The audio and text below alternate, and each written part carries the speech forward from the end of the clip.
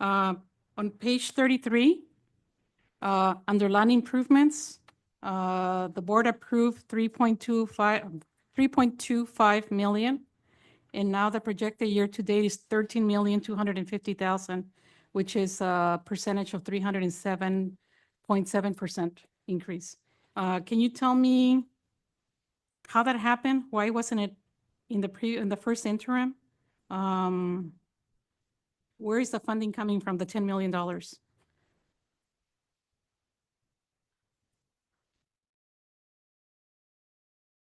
But to answer your question, the capital outlay of increase of 10 million was a reserve that we had in the general fund for the Workman Sports Complex. Remember the Workman Sports Complex, we are paying about $16.5 million from general fund. So we took it from the reserve and increased the expenditure and put it on the budget.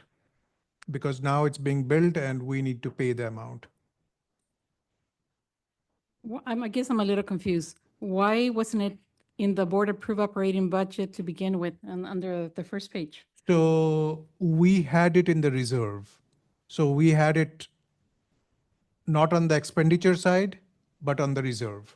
Now we are bringing it from, it was a board committed amount, 16.5 million. We are bringing it from the commitment amount to the expenditure. So the general fund balance does not change. It's just we are moving from one category to another category. So when the board approved this budget at 3.25 million, there was no additional So Workman, items to be purchased, or what was the reasoning to bring 10 million from reserves? so when we adopted the budget, we did not have the Workman Sports Complex bid in place. So we did not know what is the exact cost of that. We had a ballpark estimate, but we had reserved the amount and put it as a commitment, 16.5 million. Now that the Workman Sports Complex is getting built, we need to pay the contractor. In order to pay the contractor, we have to increase the budget from 3.5 million, as you can see, 1.25 million to 13.25 million, an increase of $10 million. So board has to approve the budget. When we get the invoice, then we can pay. You can understand why it can get confusing, right? Yes. Because if you're allocating monies to a GL account for a particular project, then you don't put it in the GL bucket, but rather you put it into a reserve.